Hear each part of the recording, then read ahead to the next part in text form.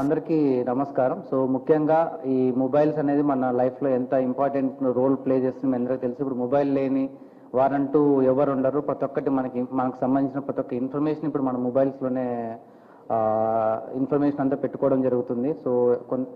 So ఎంతో కష్టపడి కొన్న మొబైల్స్ పోతే మనకు తెలుసు. దాంట్లో ఇది మొబైల్ అనేది ఇప్పుడు ఓన్లీ ఎకనామికల్ పరంగా కాదంటే ఇప్పుడు ఏంటంటే డబ్బులు మనం ఎక్కువ పెట్టి కొన్నట్టే కాకుండా ఇంపార్టెంట్ డేటా కూడా మనకు దాంట్లో ఉంటుంది. కాబట్టి దానికి సంబంధించి మొబైల్ ఏదైతే పోయినప్పుడు వాళ్ళు ఎంత బాధపడతారో మనందరూ తెలుసు. సో వాళ్ళందరికీ అలాంటి బాధ నుంచి బయటికి తీసుకోవాలని చెప్పేసి పోలీసు వాళ్ళు ప్రజల వ్యవస్థకు మరింత చేరువగా వెళ్ళేదానికి ఈ మొబైల్ హంట్ ప్రోగ్రామ్ ఒకటి మనము చేయడం జరిగింది. దీంట్లో ఇప్పటి వరకు 8 విడతల్లో మనం దాదాపు 3,900 ఫోన్లను మనం యాక్చువల్గా రికవరీ చేయడం జరిగింది.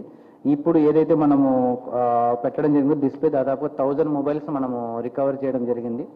సో ఎవరైతే ఈ 1000 మొబైల్స్ రికవరీ చేశారో సో పోలీస్ సిబ్బందికి నా సైడ్ నుంచి ధన్యవాదాలు తెలుపుకుంటున్నాను.